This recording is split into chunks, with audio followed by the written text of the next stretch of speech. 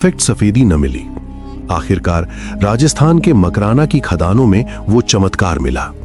यह संगमरमर इतना सख्त था कि सदियों तक पीला न पड़े, इतना चमकदार कि सूरज की किरणें उसमें कैद हो जाएं। लेकिन मकराना आगरा से 400 किलोमीटर दूर था। हजारों टन भारी चट्टानों को कैसे लाया जाए? उस वक्त न ट्रक थे न रेल, तो मुगलों ने एक पूरा लॉजिस्टिक साम्राज्य खड़ा कर दिया। लगभग 1000 हाथियों की फौज तैयार की गई। विशेष बैलगाड़ियां डिजाइन की गईं, जिनके पहिए इतने चौड़े और मजबूत थे कि रेगिस्तान की रेत में भी न धंसें। दिन रात ये काफिले चलते, एक चट्टान लाने में हफ्ते लगते। आगरा पहुंचने पर गुंबद की ऊंचाई तक पत्थर कैसे? इंजीनियरों ने 15 किलोमीटर लंबा मिट्टी का रैंप बनाया। यह रैंप इतना चिकना था कि बैलगाड़ियां और हाथी धीरे धीरे ऊपर चढ़ सके। ऊपर पहुंचकर पत्थरों को चाबुकों और रस्सियों से सही जगह फिट किया जाता। कुल मिलाकर 20,000 मजदूर दिन रात काम करते। उनके लिए ताजगंज नाम की बस्ती बसाई गई। घर, बाजार, मस्जिदें, सब कुछ।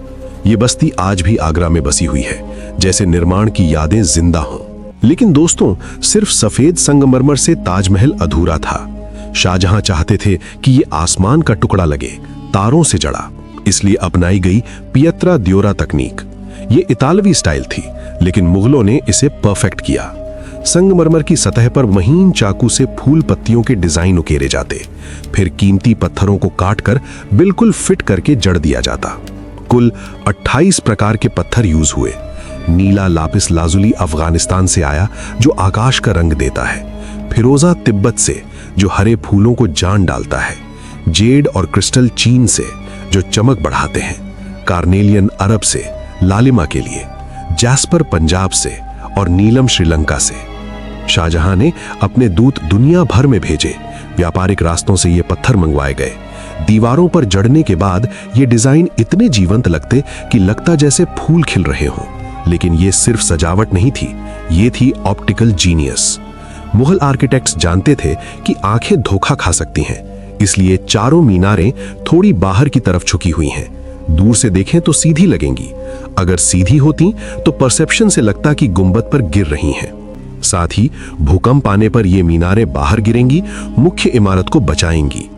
मुख्य द्वार पर कुरान की आयतें लिखी गईं। नीचे के अक्षर छोटे, ऊपर के बड़े, लेकिन नीचे से देखने पर सब एक साइज के लगते हैं। ये कमाल था कैलीग्राफर अमानत खान का। और जब आप मुख्य गेट से अंदर जाते हैं तो ताजमहल पहले छोटा लगता है, फिर बड़ा। ये ट्रिक इसलिए ताकि विदा लेते वक्त ये आपकी यादों में और बड़ा हो जाए। अब वो रहस्य जो सदियों से बहस का विषय बना हुआ है, क्या शाहजहां ने हाथ काट दिए? ये कहानी हर स्कूल में सुनाई जाती है, लेकिन सच्चाई इससे कोसों दूर है। समकालीन इतिहासकारों जैसे अब्दुल हमीद लाहौरी या कजवीनी के लेखों में कहीं हाथ काटने का जिक्र नहीं, बल्कि सबूत उल्टे हैं। ताजमहल के कई कारीगरों ने बाद में शाहजहानाबाद यानी दिल्ली का लाल किला और जामा मस्जिद बनाई। अगर हाथ कटे होते तो वो कैसे काम करते? असल में ये एक मुहावरा था। शाहजहां ने कारीगरों से कॉन्ट्रैक्ट साइन करवाया कि वो ऐसी दूसरी इमारत किसी और राजा के लिए न बनाएं। बदले में उन्हें जिंदगी भर पेंशन दी गई। वक्त के साथ हाथ बांधना हाथ काटना बन गया, लेकिन असली काला रहस्य तहखाने में है। ताजमहल के चबूतरे के नीचे यमुना की तरफ 22 कमरे हैं। दरवाजे ताले लगे, जालियां बंद।